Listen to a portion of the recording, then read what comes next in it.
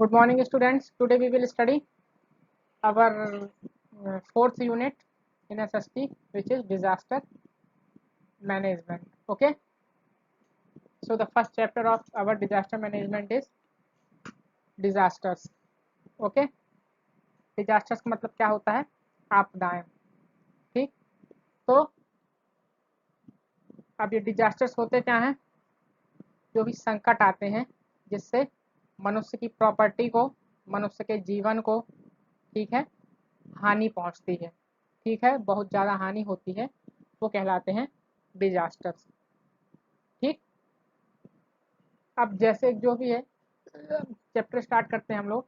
The fury of nature has always pushed behind man's progress in time immemorial. ये जो nature का जो तांडव है, ठीक है, इसने हमेशा से, जब ये नेचर तांडव करता है, ये हमेशा से इसने जो मानव की जो प्रगति है उसको समय से पीछे पछाड़ दिया है. मतलब समय के पीछे उसको पुश पुश कर दिया है. ठीक.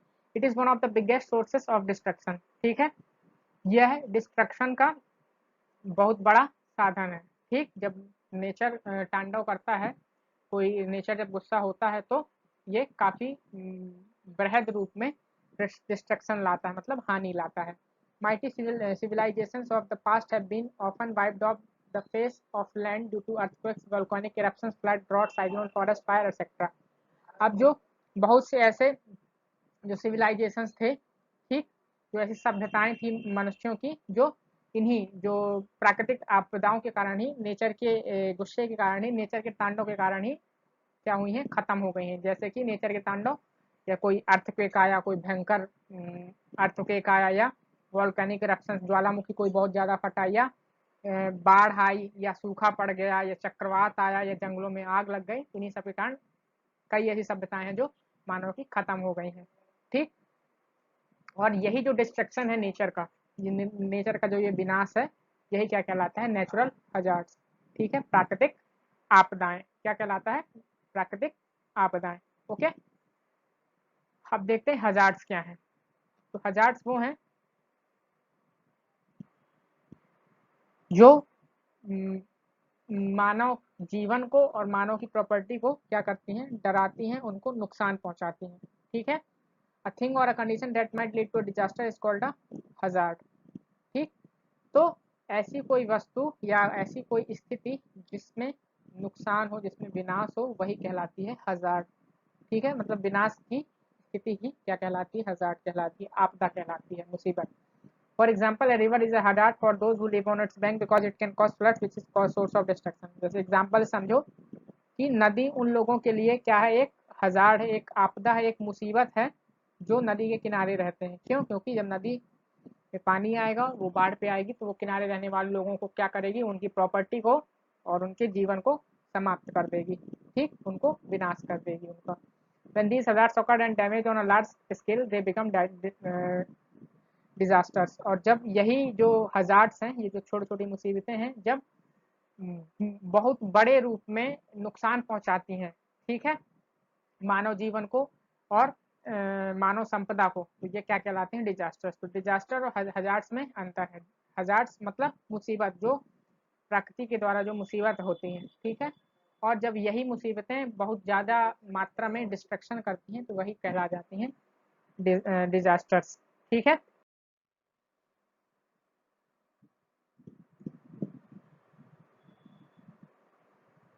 अब काइंड्स ऑफ हजार्ड्स. अब हजार्ड्स के प्रकार क्या हैं? अब जो the destruction by the nature can be cause due to various reasons. अब जो नेचर का जो डिस्ट्रक्शन है, उस जो नेचर जो विनाश करता है, वो कई कारणों से हो सकता है. ठीक है. और जनरली जो सारे डिस्ट्रक्शन है, वो केवल नेचर के द्वारा ही नहीं किए जाते हैं. ठीक है.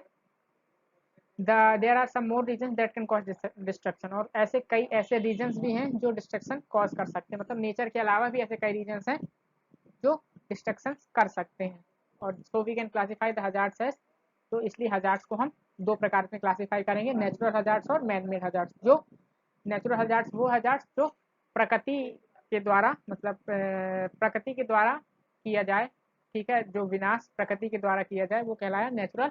और जो मानवों के द्वारा, मानव की गलतियों के द्वारा हो, वो मैन मेड हजार्ड्स. एग्जाम्पल समझ लो, जैसे कोई अर्थक्वेक आया, तो वो एक प्राकृतिक क्रिया है और उसके द्वारा जो विनाश हुआ तो वो नेचुरल हजार्ड्स कहेगा। और जैसे मान लो कोई गैस लीक हुई, ठीक, क्या लीक हुई, कोई गैस लीक हुई, ठीक है, तो उसके द्वारा जो नुकसान हुआ, लोग मरे, वो कहलाया मैन मेड, क्योंकि गैस किसने बनाई, मानवों ने बनाई। मान लो जो बड़ी बड़ी फैक्ट्रीज होती हैं, ठीक, जैसे भोपाल त्रासदी 1983 वाली, यहाँ पे भोपाल में क्या हुआ था, मीथेन आइसोसाइनाइड गैस क्या हुई थी, लीकेज हो गया था उसका, और उसके कारण लाखों लोग मारे गए थे। तो ये ऐसी मानव त्रासदियाँ कहलाती हैं, ठीक। हजार्ड मतलब त्रासदियाँ। अब नेचुरल हजार्ड्स अभी जैसा कि मैंने बता ही दिया आपको क्या है। The destruction caused by nature is called natural hazards such as earthquake, volcanic eruption, cyclones, landslides, flood, droughts, thunderstorm. तो ये सारे जो नेचर के द्वारा जो विनाश नेचर के द्वारा किया जाता है वो क्या कहलाता है, नेचुरल हजार्ड कहलाता है। जैसे कि अर्थक्वेक, ठीक है, भूकंप, वोल्केनिक इरप्शन मतलब ज्वालामुखी का फटना, साइक्लोन्स चक्रवात, लैंडस्लाइड्स मतलब भूस्खलन या फ्लड्स मतलब बाढ़, ड्राउट्स मतलब सूखा या थंडरस्टॉर्म्स, ठीक, ये सारे क्या है, नेचुरल हजार्ड्स हैं, ठीक। Natural hazard can be defined as an any natural occurrence or event which in occurs unexpectedly and as a shock of to people and it is capable of threatening life and property। तो एक जो natural hazard है ये एक प्राकृतिक occurrence है, ठीक है, या प्राकृतिक इवेंट है, ठीक है, जो अचानक से आता है, ठीक है, और जो लोगों को शॉक में डाल करके, और उसमें इतनी क्षमता होती है कि लोगों के जीवन को और लोगों की प्रॉपर्टी को वो नुकसान पहुंचा सके, ठीक, वो है नेचुरल हजार्ड, ठीक। अब दूसरा देखते हैं man made hazards. Man made hazards क्या है, तो जो आदमी के द्वारा किया जाए, जैसे एक्सीडेंट्स हो गया, क्रैशेस हो गया, या वॉर्स हो गया, युद्ध हो गए, या टेररिस्ट अटैक्स हो गए, या लीकेजेस, गैस वगैरह का लीकेजेस हो गया, या वीपन्स का यूज हो गया, हथियारों का यूज हो गया, जिससे बहुत बड़ी मात्रा में डिस्ट्रक्शन हो। जैसे world war 1, world war 2 wars हुए तो उसमें लाखों लोग मारे गए। तो ये सब क्या है, नेचुरल हजार्ड्स हैं, वो मैन मेड हजार्ड्स हैं। क्लियर, क्यों, क्योंकि ये मानवों के द्वारा निर्मित है, इसमें प्रकृति का कोई रोल नहीं है, राइट। अब उसके बाद कभी कभी नेचुरल हजार्ड्स को अब दो सब ग्रुप्स में बांटा जा सकता है, ठीक, नेचुरल हजार्ड्स को दो सब ग्रुप्स में बांटा जाता है। वो कौन कौन से हैं, जियोलॉजिकल हजार्ड्स और weather associated hazard. Geological hazards जो मतलब जमीन से, जियो मतलब भू, ठीक, मतलब जो भू मतलब क्या होता है, जमीन, जो जमीन से संबंधित आपदाएं हैं जो जमीन से होती हैं वो होती हैं जियोलॉजिकल हजार्ड्स। और दूसरा वेदर एसोसिएटेड हजार्ड्स मतलब जो मौसम मौसम से एसोसिएटेड होती हैं, जो मौसम के कारण जो डिस्ट्रक्शन होता है वो वेदर एसोसिएटेड हजार्ड्स है। जियोलॉजिकल जैसे भूकंप वगैरह या ज्वालामुखी, ये भूमि के कारण होता है, या भूस्खलन वगैरह। और जो वेदर एसोसिएटेड हजार्ड्स हैं जैसे कि पानी, अत्यधिक पानी बरस गया तो बाढ़ आ गई, या पानी नहीं बरसा तो सूखा पड़ गया, तो ये क्या है, वेदर एसोसिएटेड हजार्ड्स है, ठीक। अब जियोलॉजिकल हजार्ड्स देख, अभी जैसे कि मैंने बताया, geological hazard which are caused by great forces which originate below the surface of the earth are called geological hazard. तो ये ऐसे फोर्सेस के द्वारा, ऐसे बलों के द्वारा इनकी उत्पत्ति होती है जो अर्थ की सरफेस के नीचे पाए जाते हैं, जैसे कि वॉल्केनिक इरप्शंस मतलब ज्वालामुखी का फटना, या अर्थक्वेक, या लैंडस्लाइड्स, या अवलांचेस। अवलांचेस मतलब हिमस्खलन, बर्फ का पिघलना, अचानक से बर्फ धस जाती है, ठीक है। तो ये सारी क्या है, जियोलॉजिकल हजार्ड्स हैं। Okay, they occur really but cause a great destruction. ये बहुत कम होते हैं, अक्सर नहीं होते रहते हैं, लेकिन ये डिस्ट्रक्ट जब ये ऑकर करते हैं, जब ये अपना प्रभाव दिखाते हैं तो बहुत ज्यादा इनमें डिस्ट्रक्शन होता है, बहुत ज्यादा क्या होता है, विनाश होता है, राइट। नेक्स्ट नेक्स्ट देखते हैं वेदर एसोसिएटेड हजार्ड्स। तो अब ये क्या है, ये ऐसे हजार्ड्स हैं जो अर्थ की सरफेस में होते हैं, ठीक, जो अर्थ के नीचे हुए वो जियोलॉजिकल, और जो अर्थ की सरफेस में होते हैं मौसम के कारण वो वेदर एसोसिएटेड हजार्ड, जैसे कि साइक्लोन्स, चक्रवात का आना, या फ्लड्स, बाढ़, या सूखा, ये सारी चीजें, ठीक है। They occur frequently and are associated with weather phenomena such as heavy rainfall and less than usual rainfall. तो ये जो सामान्यतः जल्दी जल्दी होते हैं, ठीक है, और ये मौसम के मिजाज पे डिपेंड करते हैं, ठीक, जैसे कहीं ज्यादा बारिश तो बाढ़ हो गई, कम बारिश तो सूखा, ठीक। ये सारी चीजें मैं आपको बता चुका हूँ, ठीक। और ये उतने ज्यादा खतरनाक नहीं होते हैं जितने कि जियोलॉजिकल हजार्ड्स होते हैं, ठीक। जियोलॉजिकल हजार्ड्स के कंपैरिजन में ये कम खतरनाक होते हैं, राइट। अब जैसे देखो 10 मोस्ट इंटेंस नेचुरल डिजास्टर्स, अब जो दुनिया में अभी तक जो सबसे बड़े 10 नेचुरल डिजास्टर्स हुए जिन्होंने बहुत सारा विनाश किया, बहुत सारी मानव की संपदा का, मानव जीवन का विनाश किया, वो हम पढ़ेंगे। अब देखते हैं, कुछ आंकड़े दिखाता हूं मैं आपको।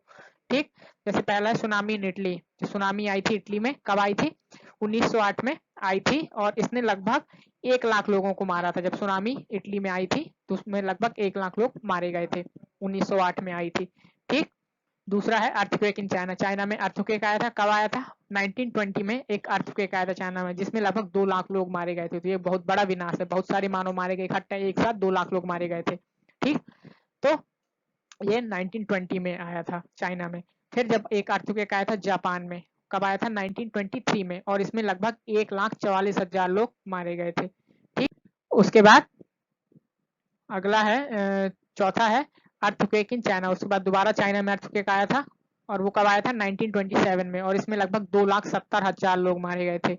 ठीक, उसके बाद बांग्लादेश में साइक्लोन आया था, चक्रवात आया था, और ये 1942 में आया था, और इसमें लगभग 61,000 लोग मारे गए थे एक साथ।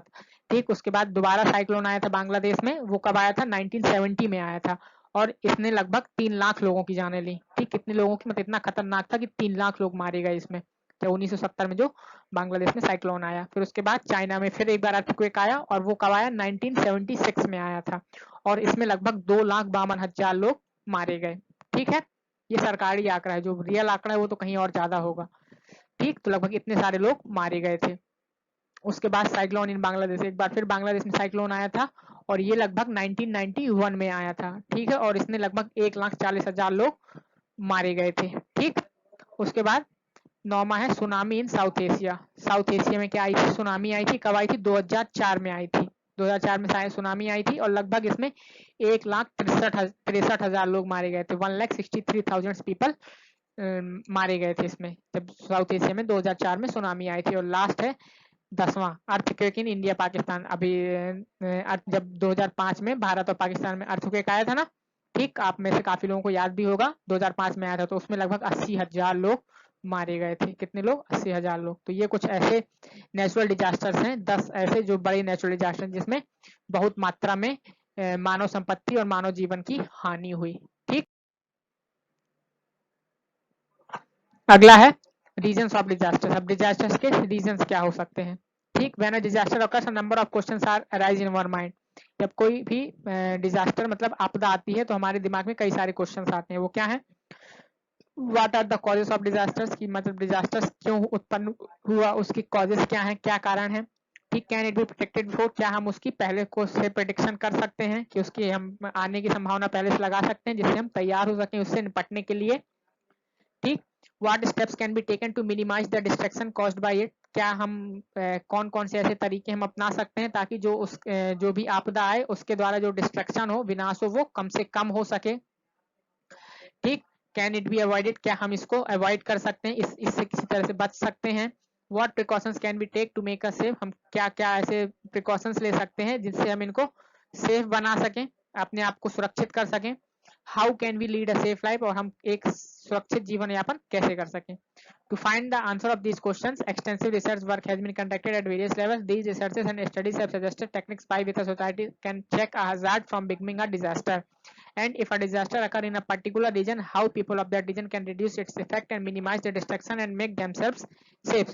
तो इन सारे प्रश्नों का उत्तर, यही सारे रीजंस हैं डिजास्टर्स के। तो इन सारे प्रश्नों का उत्तर जानने के लिए हमने क्या किया, एक गहन अध्ययन हुआ, गहन रिसर्च हुई, और उसमें हमने काफी इसमें अध्ययन किया गया इसका, और उससे हमने कई ऐसी टेक्निक डेवलप की जिससे कि सोसाइटी में जो भी आपदा आए उसको डिजास्टर बनने से रोका जा सके। ठीक है, और जहाँ पे भी ये डिजास्टर्स आए हैं तो वहाँ के लोगों को वहाँ इसके इफेक्ट कैसे कम किए जा सके, इसका जो डिस्ट्रक्शन है कैसे उसको मिनिमाइज किया जा सके, और कैसे लोगों को सेव किया जा सके। इन सारी चीजों की तुलना इस चीज में मतलब इन सारी चीजों की का उल्लेख काफी रिसर्च और अध्ययन के बाद किया गया है।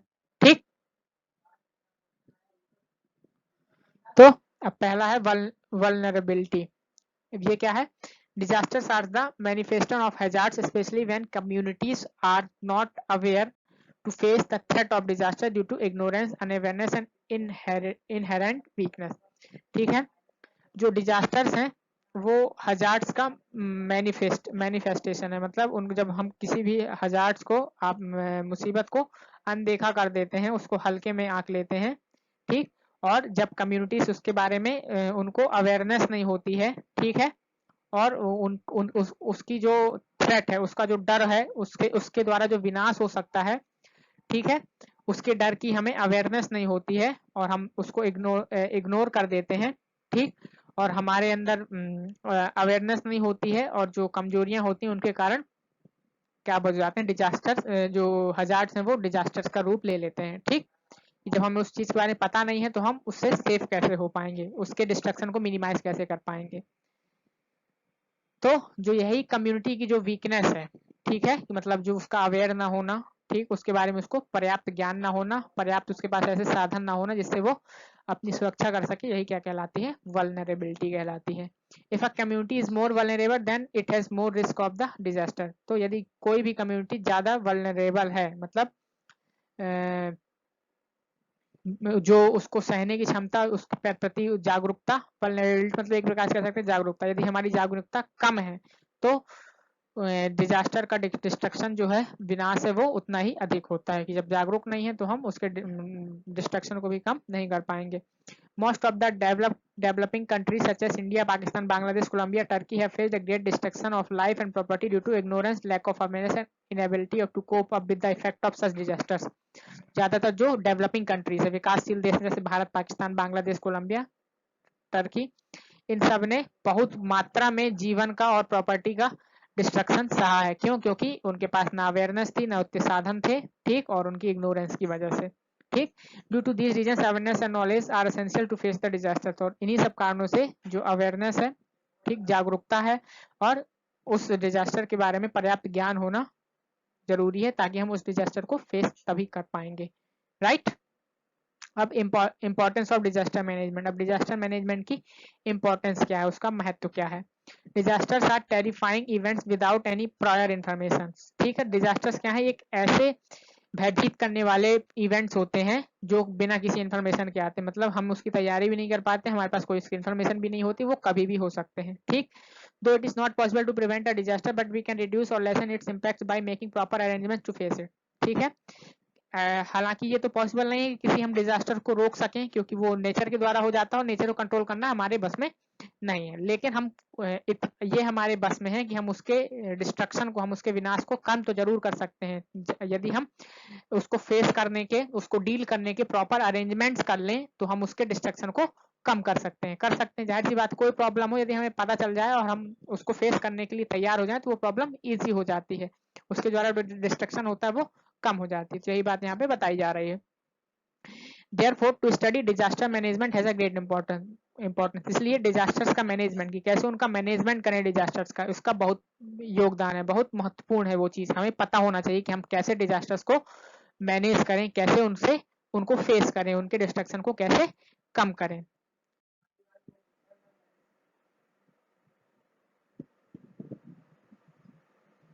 राइट।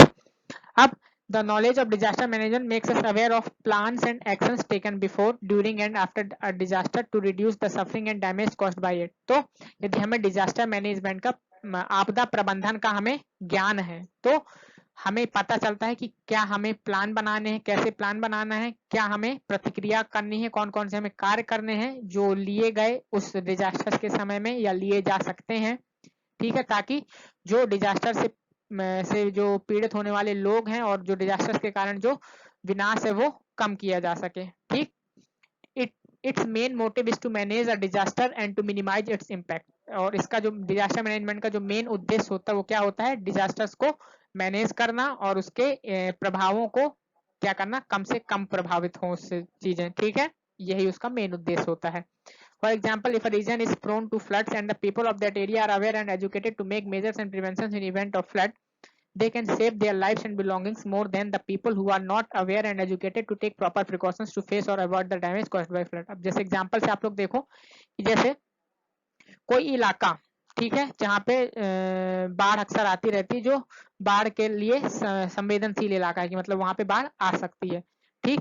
तो वहां पे जो रह रहे लोग हैं, यदि वो अवेयर हैं, एजुकेटेड हैं, उनको डिजास्टर मैनेजमेंट आता है तो वो कम नुकसान होगा उनको, ठीक है, कि ऐसे लोगों की बजाय जो जिनको उस इलाके के बारे में नॉलेज ना हो, डिजास्टर मैनेजमेंट का ज्ञान जिनको ना हो कि कैसे डिजास्टर मैनेजमेंट करना है, कैसे उसका नुकसान कम से कम करना है, कैसे उसको फेस करना है। तो ऐसे लोग जिनको पता नहीं है डिजास्टर मैनेजमेंट के बारे में और ऐसे लोग जिनको पता है, तो जाहिर सी बात है जिनको पता है वो कम नुकसान झेलेंगे और जिनको पता नहीं है वो ज्यादा नुकसान झेलेंगे, ठीक है। तो इसलिए डिजास्टर मैनेजमेंट बहुत जरूरी है, right. The government, community, family and each individual must be educated and prepared at all levels to face disasters. इसलिए सरकार को, समुदायों को, परिवारों को और प्रत्येक व्यक्ति को इस बात की एजुकेशन होनी चाहिए और इस बात के लिए प्रिपेयर रहना चाहिए कि कोई भी डिजास्टर है तो उसको फेस कैसे करना है, ठीक है, उससे बचने के तरीके उसको आने चाहिए, मतलब डिजास्टर मैनेजमेंट उसको आना चाहिए, चाहे वो सरकार हो, सरकार को भी आने चाहिए, गवर्नमेंट को भी आने चाहिए, कोई भी समुदाय है उसको भी आने चाहिए। They must know what course of action should be taken in a specific disasters. अब उनको ये पता होना चाहिए कि किसी भी समय पे कौन सा एक्शन लिया जाना चाहिए, ठीक है, कौन सी प्रतिक्रिया देनी है, ठीक, उनको इस बात का ज्ञान होना चाहिए, ठीक, तभी वो उसको अच्छे से मैनेज कर पाएंगे और उसके विनाश को कम कर पाएंगे, राइट।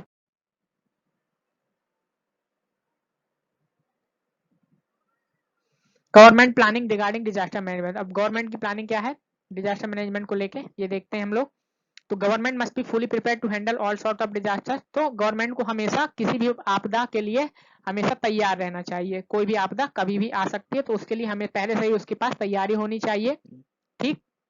कहने का मतलब कि उसको तैयार रहना चाहिए कि उसके द्वारा जो नुकसान हो उसकी भरपाई करने के लिए, उसको मिनिमाइज करने के लिए रेस्क्यू टीम तैयार रहे, एक फंड तैयार रहे जो उस समय पीड़ित लोगों के लिए तुरंत मदद करवाया जा सके, मतलब तुरंत उनको राहत दी जा सके, ठीक। तो गवर्नमेंट को तैयार रहना चाहिए। अब सपोज जैसे कोई डिजास्टर आ गया, गवर्नमेंट तैयार नहीं है, तो यदि रेस्क्यू टीम तैयार नहीं है तो क्या होगा, लोग ज्यादा से ज्यादा मरेंगे। और यदि कोई डिजास्टर आया और रेस्क्यू टीम तैयार है, तुरंत रेस्क्यू टीम काम पे लग जाएगी, तो कम से कम लोग मरेंगे, उसका डिस्ट्रक्शन जो है कम से कम होगा। तो ये किसका काम है, गवर्नमेंट का। They should be aside funds for relief and management of disasters. उनके पास फंड्स होने चाहिए ताकि जो डिजास्टर्स में राहत पहुंचा सकें, जो भी उससे पीड़ित लोग हैं उनको राहत दे सकें। The forecasting and warning system should be efficient. और जो फोरकास्टिंग और जो वार्निंग सिस्टम है, जो आज इक्विपमेंट्स बन गए हैं, वो बहुत अच्छे होने चाहिए ताकि हमें यदि डिजास्टर्स के बारे में हम पहले से प्रिडिक्ट कर लें और उसके लिए बहुत अच्छे से प्रिपेयर हो सकें, ठीक। Modern information technology tools must be applied to disaster management. और जो मॉडर्न इंफॉर्मेशन टेक्नोलॉजी टूल्स हैं, जो मॉडर्न टूल्स हैं, उनका ही यूज होना चाहिए ताकि कोई गलती ना हो। Specific organisation should be set up for the relief work. और ऐसे रिलीफ वर्क के लिए, राहत कार्यों के लिए एक ऑर्गेनाइजेशन बनाना चाहिए जो जरूरत आने पे तुरंत कार्य पे आ सके, एक्शन पे आ सके, ठीक। Rehabilitation and reconstruction plan should be on priority in such areas, ठीक। पुनर्निर्माण और पुनर्आवास, ठीक है, जैसे इन सारे सब प्लान्स की जो ऐसे एरियाज जो मतलब ज्यादा जहाँ पे ये सारे हजार्ड्स अक्सर अकर होते रहते हैं, तो वहां पे पुनर्आवास और पुनर्निर्माण की प्रक्रिया को ज्यादा महत्व देना चाहिए। मतलब ये सारी चीजें तैयार होनी चाहिए कि वहां से लोग जो बेघर हो गए या जो पीड़ित लोग हैं उनको तुरंत आवास प्रदान किया जा सके और उस एरिया को तुरंत रिकंस्ट्रक्ट किया जा सके, ठीक। The most important duty of the government is to make aware the people about these disasters and their effects and to give knowledge and how to prevent them through various programs। और जो सबसे government का जो सबसे important duty है, सबसे important काम वो ये है कि लोगों में ज्यादा से ज्यादा इन जो आपदाएं हैं इनके बारे में ज्यादा से ज्यादा क्या हो, जानकारी हो, उनको जागरूक करें, ठीक, उनके इफेक्ट्स के बारे में, उनके प्रभावों के बारे में बताएं और उनको ये नॉलेज दे कि कैसे इन सबसे बचा जा सकता है, ठीक। वैसे गवर्नमेंट को वेरियस ऐसे प्रोग्राम्स कंडक्ट करने चाहिए जो लोगों को जागरूक करें, ठीक, ताकि लोग इन सब चीजों के लिए क्या रहें, तैयार रहें और नुकसान हमारा कम से कम हो। तो इस तरह से हमारा ये चैप्टर जो था एक डिजास्टर्स पे था, ठीक है, आपदाओं पे था। तो ये एक इंट्रोडक्शन था कि डिजास्टर्स होते क्या हैं, ठीक, क्या हमें करना चाहिए, कैसे कैसे डिजास्टर्स हो सकते हैं, तो इन सब का इंट्रोडक्शन हमने इस चैप्टर में पढ़ा। तो इस तरह से हमारा चैप्टर खत्म होता है। Thank you, good bye.